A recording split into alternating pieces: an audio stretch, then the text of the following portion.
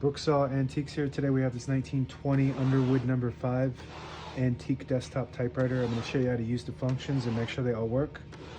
Up top is the adjustable paper guide. This helps you guide the page in straight. I'm going to line that up with the edge of the platen, which is this main roller that feeds the paper.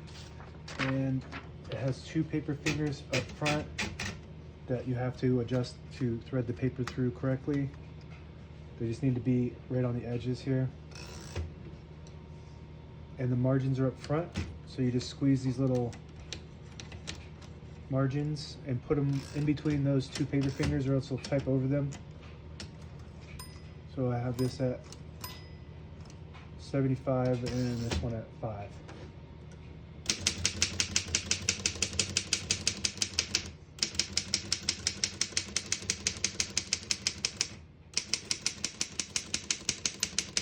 Once you hear the bell, you're at the end of the margin. You hit this line space, get you back to the beginning, and skips 1, 2, or 3. Right now we have it on single, but if you want double, there's a switch right here. You flip that to 2, skips 2. One more, it skips 3. That works good. We're going to keep it on single and finish typing.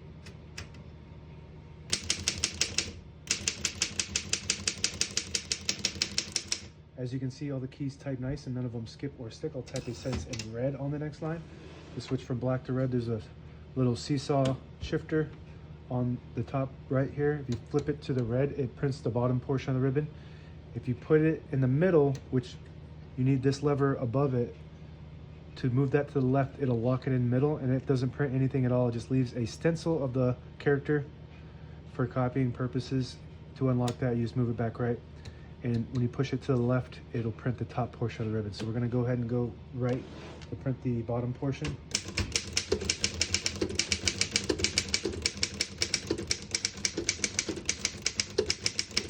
Beautiful typing machine. One of my favorites, and I think it's the most popular of all time. Not just for me, but as far as typewriters go, this is probably the most popular typewriter of all time. To pull the page out easy, there's a switch on the right side here. You just flip that down and it unlocks the rollers underneath the platen, allowing you to pull the page out easy or load thicker paper like carbon copy or cardstock. Make sure you flip that back before you load the next page, or else it won't load correctly. Shift on each side and a shift lock on the right. To clear that, just hit that left shift button. Backspace on the top left keyboard. Works great. We're going to flip this back to blue, so we print the top portion of the ribbon. And tabulator, these are manual tabs set on the back here. It's got a scale to tell you exactly what space they are. And you just move them down and just kind of connect the teeth on each one of these. And when you hit the tab, it'll stop at each one of those. It's got a nice drag on this one.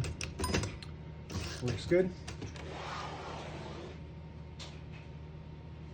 And on the right side is the ribbon ratchet or ribbon reverse. All the brand new ribbons loaded on the right side, so it's pulling to the left.